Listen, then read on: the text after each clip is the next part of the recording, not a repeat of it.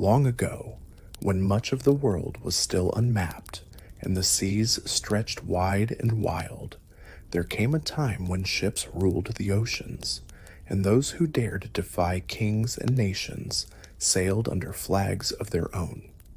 This time would come to be known as the Golden Age of Piracy, and it began in the early 1700s in the warm blue waters of the Caribbean Sea. The air was thick with salt and the smell of tarred rope. The wind, always shifting, carried the cries of gulls and the faint creak of wooden masts. Across the vast open sea, great sailing ships moved with the tides, some carrying goods and gold, others carrying dreams of freedom, rebellion, and fortune. This story does not begin with battle. It begins with silence, the silence of the ocean at dawn, when the light is soft and the waves roll slowly, like breathing. Somewhere beyond the horizon, a ship floats gently on calm water. Its sails are half lowered, its anchor resting deep below.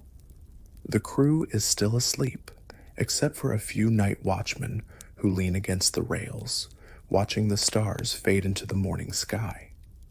This ship, like many others of its kind, is caught between two worlds, the world of empires and law, and the world of outlaws and opportunity. In these early years of the 18th century, the Caribbean is a place of shifting power. Spain, Britain, France, and in the Netherlands all compete for control over islands, trade routes, and colonies. Merchant ships carry sugar, rum, silver, and spices back to Europe. Naval vessels patrol the seas to protect or plunder, depending on their orders. And among them, pirates emerge, some former sailors, some escaped slaves, some adventurers, all drawn by the promise of freedom from the rules that govern the world on land. The typical pirate ship is not what you might imagine. It is not always a giant galleon with black sails and skulls painted on the side. Most are smaller vessels, fast and maneuverable, sloops and schooners that can weave through reefs and outrun the larger, slower ships of the Navy. Aboard these vessels, the crew lives in rough harmony. They vote on leaders. They divide their loot equally. They care little for rank or noble blood. To many, piracy is not just a crime. It is a kind of democracy, afloat on the sea. The year is 1715. The War of the Spanish Succession has just ended, and many sailors, privateers, and soldiers find themselves without work. They have spent years fighting for kings and crowns, but now they drift. Some return home, others remain. And those who remain begin to take ships for themselves. They sail from places like Port Royal, Nassau, and Tortuga, harbors known less for law and more for liquor and loud songs. Tonight, though, the harbor is quiet. A small fire burns on the beach, where a group of men and women sit near the shore.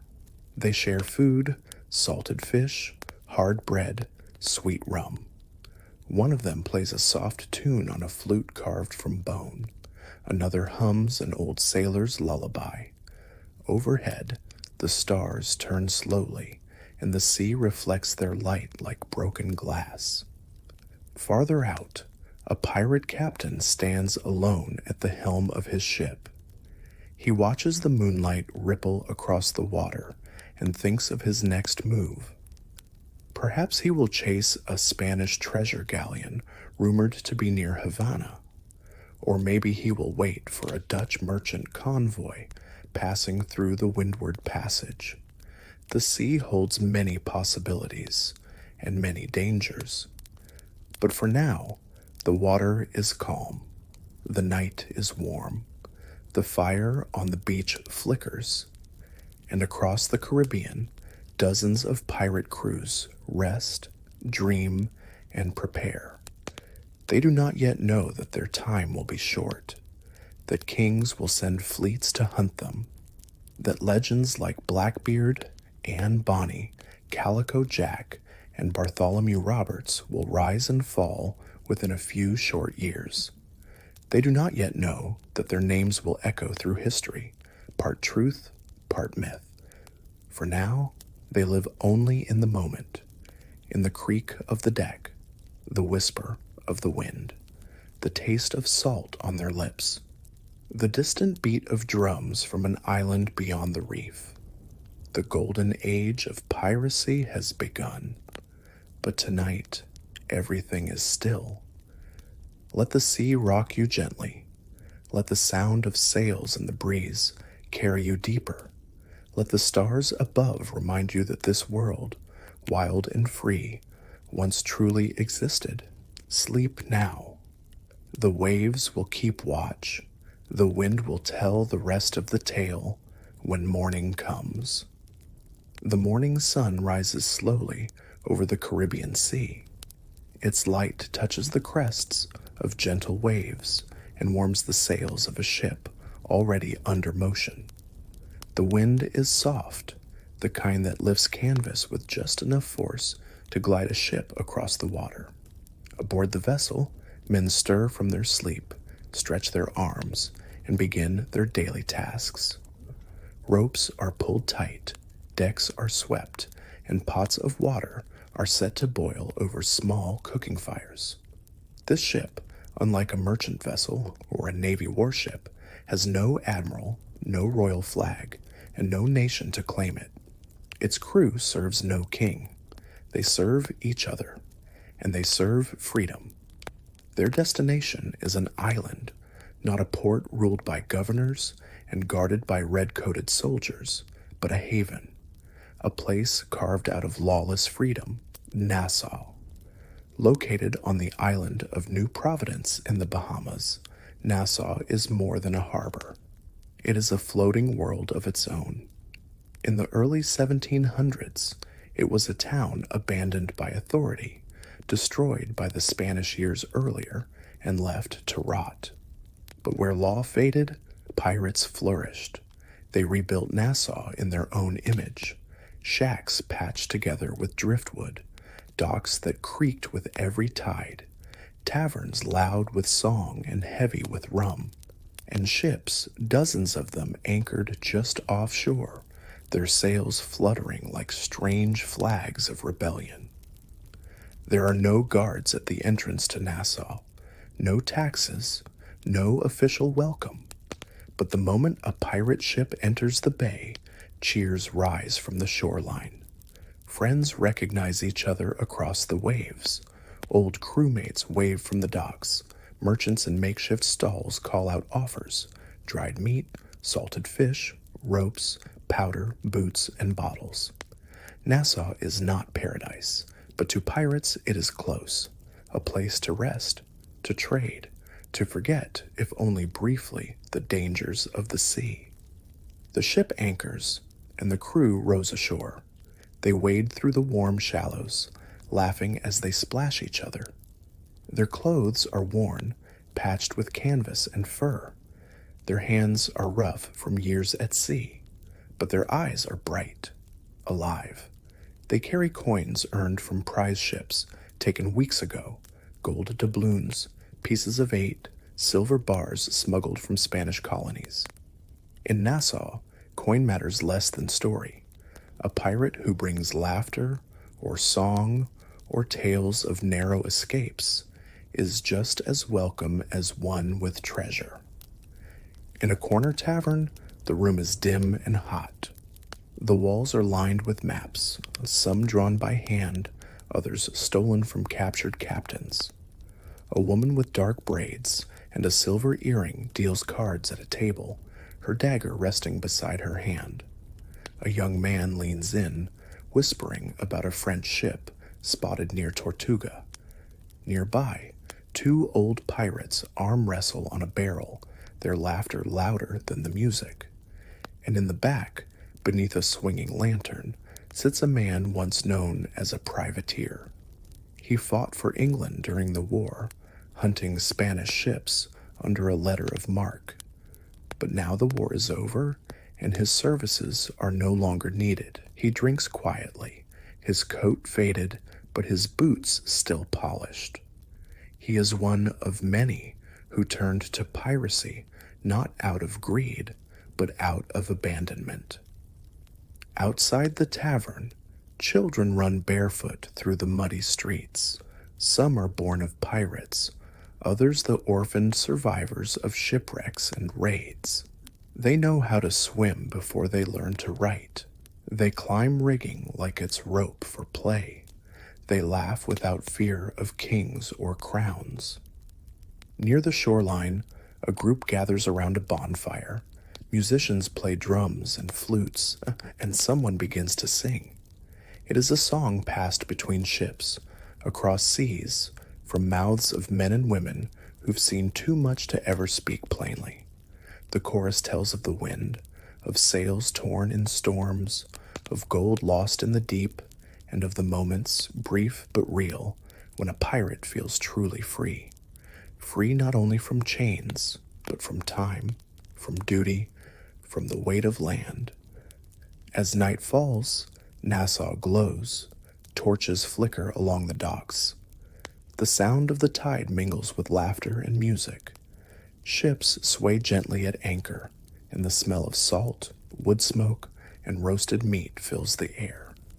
Beneath it all, there is a sense of something sacred, not holy, but human. A place where the broken and the bold gather to breathe in a world that has no place for them. Not every pirate is noble. Not every tale ends well. There is danger here, always. Fights break out, rum runs dry, a deal goes wrong. But tonight, peace holds. The crews are home for now. Back on the ship, the captain sits in silence, watching the lights from shore. He thinks of the sea, the storm that nearly took the mast, the Spanish galleon that slipped past them under cloud cover, the silver coins hidden under the boards of the deck. But he also thinks of Nassau, of what it means. A flicker of freedom in a world drawn with borders. Above him, the stars are clear. The Big Dipper shines bright. The wind stirs the sails, just enough to make them sigh. In the hammock below, a young sailor turns in sleep, dreaming not of treasure, but of waves and gulls and open sky. The fire on the beach burns low. The music softens. One by one, voices fade into the dark. The tide washes gently against the rocks. The ship creaks with the rhythm of the waves, and the pirates, those rebels of sea and story, rest if only for a night. Let the breeze carry you. Let the creak of rope and timber rock you like a cradle. Let the stars above Nassau shine quietly in your dreams. Sleep now. The haven is safe. The sea will wait. As the Caribbean sun dipped below the horizon and painted the sea in warm hues of orange and rose, the pirate haven of Nassau came alive. Ships gently rocked in the harbor, their sails furled, their decks still wet from the spray of the day's wind. Bonfires crackled on the beach, casting shadows on weathered faces and gleaming blades. This was no ordinary colony. It was a republic of rogues. In this third chapter of our tale, we follow the legendary pirate Anne Bonny, a woman as fierce as any man on the sea. Raised among sailors and firebrands, Anne knew how to wield a cutlass, but more importantly, she knew how to command respect. She wore men's clothes not out of disguise, but because they suited the life she chose, one of motion, danger, and independence. Anne's story is not one of myth, but of grit. She sailed aboard the Revenge under the command of Calico Jack Rackham, her lover and partner in piracy. But make no mistake, Anne was no sidekick. She fought shoulder to shoulder with the crew, boarding merchant ships under the cover of night, her pistol ready, her voice loud and fearless. Their days were filled with wind and plunder. Spanish galleons, heavy with silver from the New World. Dutch traders loaded with spices and rum. Every capture was a feast, not just of treasure, but of stories and laughter. But the sea was not always kind. Storms battered the sails. The British Navy drew closer. And in the stillness of night, when the stars shimmered over the water and the sea whispered secrets through the hull, Anne would lie awake, listening, wondering if their freedom would last. But for now, there was lightness, there was firelight and music. The crew danced barefoot in the sand, tankards in hand, and Anne, bold and unashamed, stood with them, a flame among shadows. This was the golden age of piracy, and though history would twist their tales, the truth lingered like salt on the wind. These pirates were more than thieves. They were exiles, dreamers, and rebels, carving a place for themselves on the edge of empire. Let your thoughts drift with the tide as we sail deeper into the heart of this world. Let the lull of the waves, the creak of wood, and the distant laughter guide you into sleep. For tonight, you sail with Anne Bonny, and the sea remembers her well. Night falls slowly over the Caribbean Sea. The air is warm and heavy with salt, and the waves move in a steady rhythm like a heartbeat. On the deck of the pirate ship, all is quiet. Lanterns swing gently in the breeze, casting golden light on wood worn smooth by years of travel.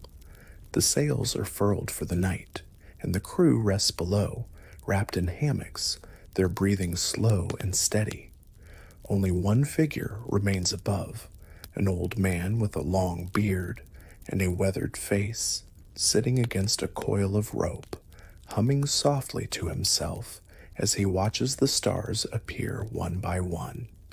This is not the beginning of a battle or the climax of a legend. It is the middle of a journey, a quiet moment between stories.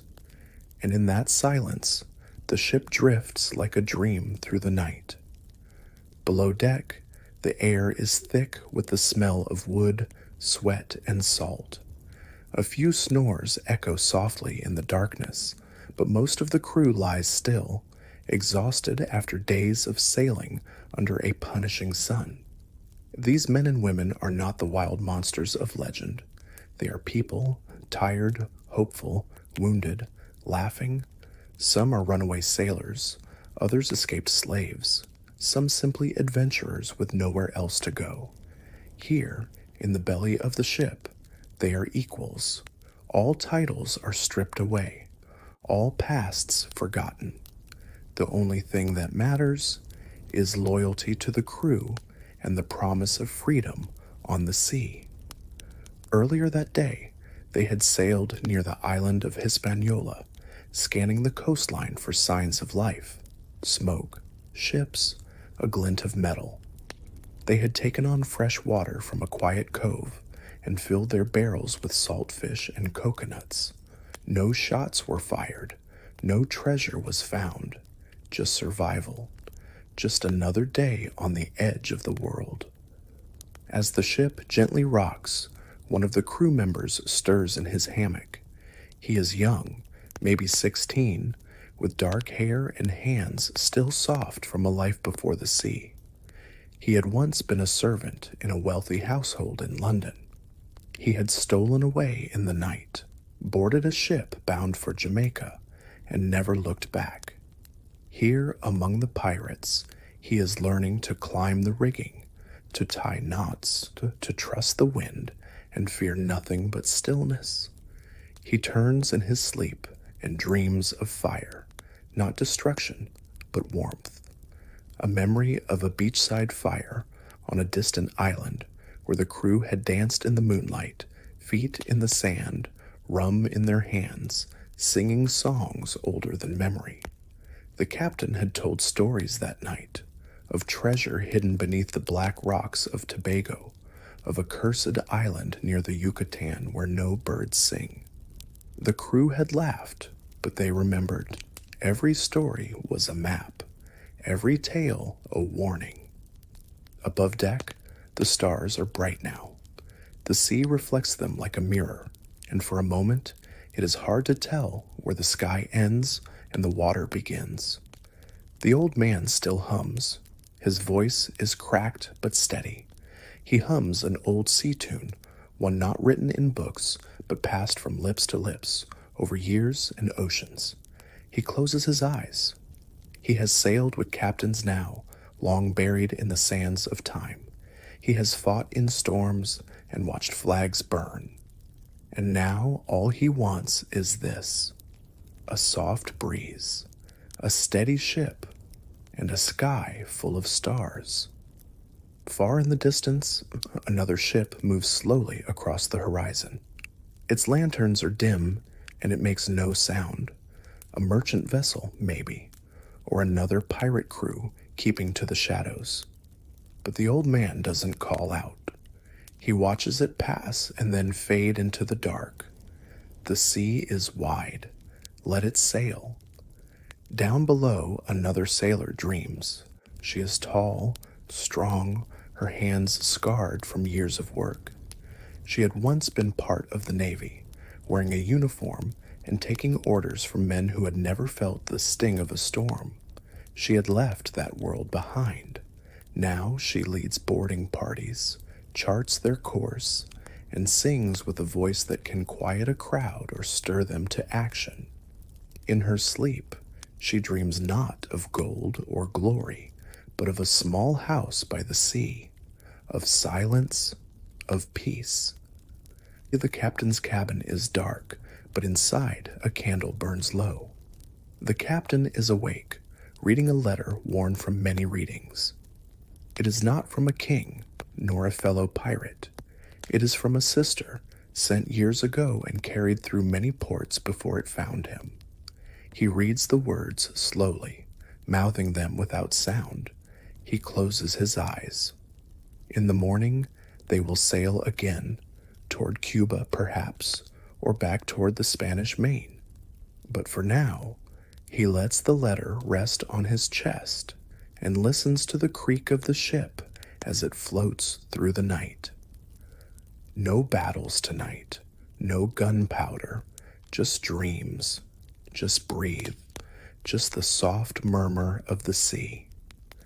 Near the front of the ship, a cat sleeps curled in a coil of rope.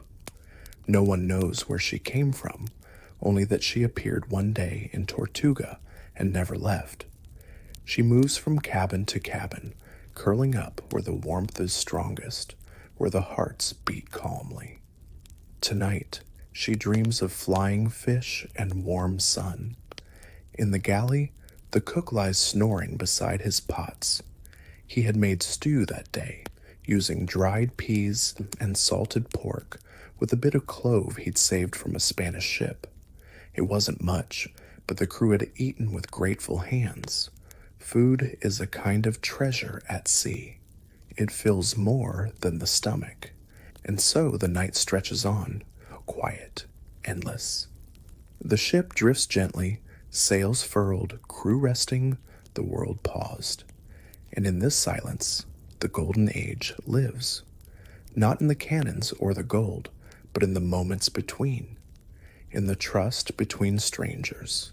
In the rhythm of waves. In the stars above and the stories below. Sleep now. Let the sea carry your thoughts. Let the wind smooth your breath. Let the night wrap you like a sail in still air. You are safe. You are free. And the journey continues gently through the dark and into the dawn. Night falls over the Caribbean, and the warm breeze drifts gently across the harbor of Nassau. The waves kiss the wooden hulls of anchored ships, and lanterns sway from mast to mast, their golden light flickering like fireflies over the calm sea. You can hear the low murmur of voices, distant laughter, and the creak of old timbers under the weight of stories not yet told. This is not a royal port, not a place of kings or admirals. This is the pirate republic. Nassau, on the island of New Providence, had once been a forgotten outpost, a speck of sand and palms battered by storms and left alone by empires. But now, in this moment, it thrives with unruly life. Sailors, merchants, escaped slaves, runaways, adventurers, and pirates, all breathing the same salt-heavy air. They call it a place beyond nations, a place where no flag flies higher than another, except maybe the black one. It is 1717, the height of the golden age of piracy, and this port, more than any other, has become a haven, not just for treasure or plunder, but for freedom. Here the rules are different. Decisions are made on deck, not in palaces. Captains are chosen by vote, not birth. Spoils are shared by all, and every man, and sometimes even women, have a voice. Some call it chaos, others call it liberty. The wooden streets of Nassau bustle by day and hum at night. Tattered sails hang like banners across doorways. Markets overflow with stolen silks, barrels of rum, and crates of oranges taken from merchant ships. There is music, flutes and fiddles, drums and dancing feet on sandy floors, and everywhere you turn, stories drift like smoke, of sunken ships, of gold found in shark-filled shallows, of Spanish galleons lost to storms, and of naval officers fooled by clever tricks.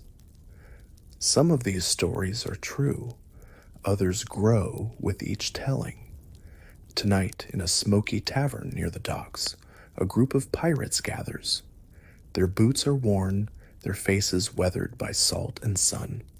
There is Charles Vane, tall, fierce, his eyes always watching. Beside him, Calico Jack Rackham, more reckless than wise, but always with a laugh on his lips. And beside them, two women, Anne Bonny and Mary Red, both dressed in trousers and cloaks, both with swords at their sides, and both with pasts tangled in disguise and defiance. They drink, but not heavily. They're here to talk.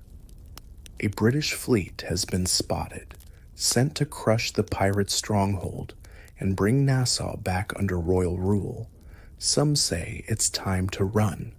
Others say it's time to fight. The talk goes late into the night. Outside, the sea rolls in gentle rhythm, and above, the stars turn slowly in the sky. Ships rest in the harbor, their sails furled and hulls rocking with the tide. The smell of tar, smoke, and salt fills the air. The pirates of Nassau are not kings, but in this strange world they've made, they live like no kings ever could. There is no gold throne here, only a weathered barrel used as a seat. No crown, but a tricorn hat. No royal court, but a circle of sailors making their own laws by lantern light. They talk of the code, the pirate code, a set of rules agreed upon by each crew. No stealing from one another, equal shares of loot, compensation for injury, justice not by decree but by consensus. It is not perfect.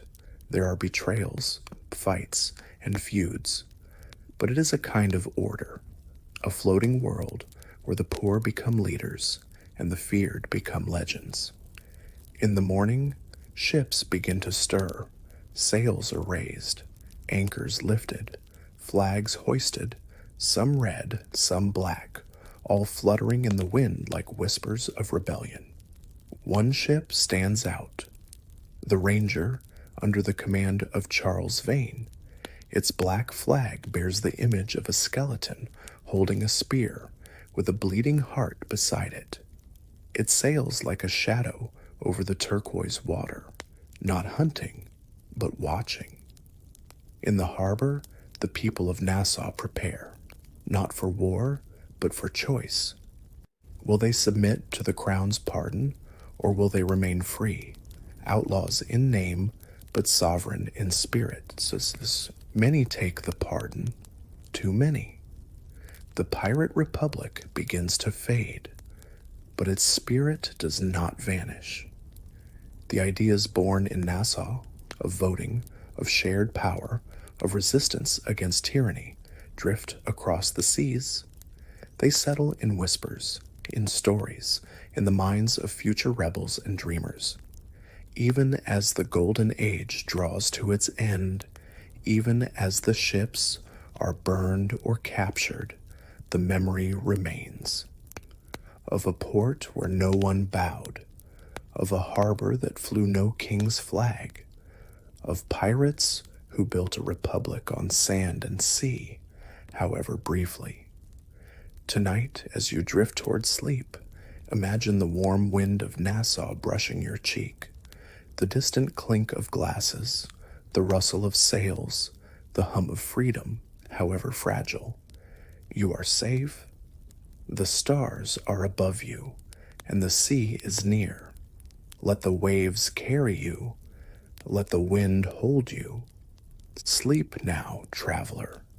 The pirate republic dreams on, not in charts or history books, but in the quiet place between waves and sky. The year is 1718. The sea is calm now. The great waves that crashed yesterday have quieted, and the only sound is the wind brushing over the sails and the creaking of wood. It is dawn. The sky above the Caribbean is soft and pale, and a thin golden line begins to stretch across the horizon. The pirate ship Revenant drifts quietly near a small island, its black flag lowered, its cannons silent. The men aboard are waking. Their hammocks sway gently. A kettle hisses near the coals. A parrot calls once, then falls quiet again. No shouting, no clashing swords. Just the soft rhythm of the ocean and the breath of men who've lived hard and slept light. This is not the beginning of a battle. It is the end of a chapter. For the golden age of piracy is fading, slowly, like the last stars before sunrise. And the pirates, those wild, desperate, and daring men and women who once ruled the seas, are now scattered, hunted, remembered in whispers. Edward Teach, known to most as Blackbeard, is dead, shot and cut down in battle just months earlier off the coast of North Carolina.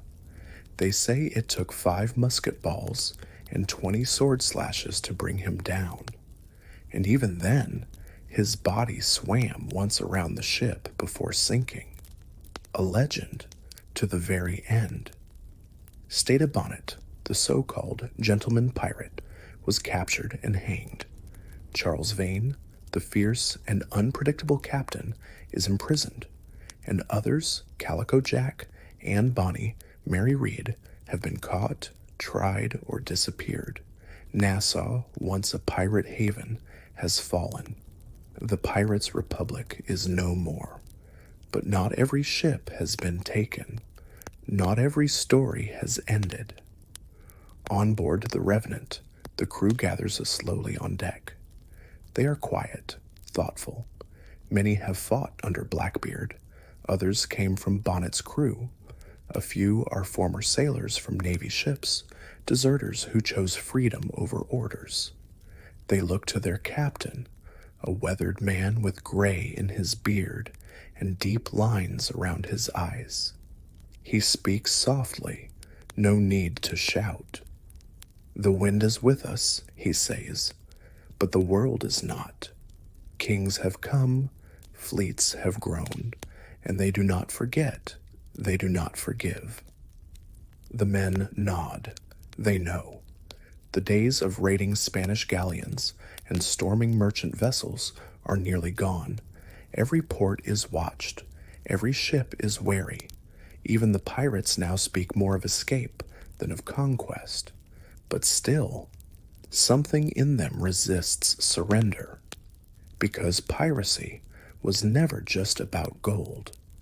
It was about freedom. Freedom from kings and crowns, from orders shouted across polished decks, from lashes and rations and names not their own. On pirate ships, men chose their captains. They voted on their plunder. They shared the risk and the reward. Race, class, past, none of it mattered as much as skill and loyalty. A former slave might fight beside a nobleman's son. A runaway might command a ship. On the sea, all were equal, or closer to it than anywhere else. And that dream, it still floats. The captain gestures to a map spread on a barrel, not of the Caribbean, but of the Indian Ocean, of Madagascar, of far-off coasts where rumors say pirate colonies still thrive, where navies are scarce and trade is rich. A new world for those bold enough to sail toward it. The crew listens. Then, one by one, they agree. Not with cheers, but with quiet determination. They will not wait to be hunted. They will not hang. They will sail. And so begins the last voyage of the Revenant. Over the next weeks, they navigate the great Atlantic, facing storms, hunger, and silence. They stop once in West Africa, trading silver and spices for food and repairs. They avoid the larger ports. They move like shadows, ghosts of a dying age. And all the while, they remember. The thrill of battle, the cry of cannon, the wind in their faces as they overtook a merchantman, the sails bulging, the muskets flashing, the laughter after a storm passed, the songs sung under stars, the sense that, for a moment, they were truly free. As they near Madagascar, the sea turns warm and blue. The air is thick with salt and flowers, and on a hidden inlet, they find what they hoped for.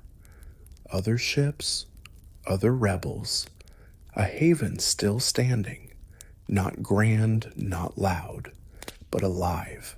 Men repairing hulls, women bringing fruit, flags of many nations stitched together, fluttering from palm trees, a campfire at night, and no crown in sight. The Revenant drops anchor. They are home, or as close as any pirate ever came. Here the pirates do not rule, but they live. They tell their stories by firelight, of battles lost and won, of treasures buried and found, of friends now gone, of songs now sung softer, but still sung. They pass their tales to the next generation, to the sons and daughters born in this strange, free place. And as the years pass, the world changes.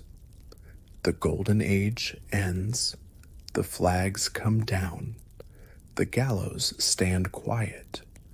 But somewhere, in a bay no map dares name, a fire still burns. And on quiet nights, when the sea is calm and the moon is high, the wind still carries the old songs of cannon fire and freedom, of sails and stars, of pirates who once lived not by law, but by liberty. Sleep now, voyager.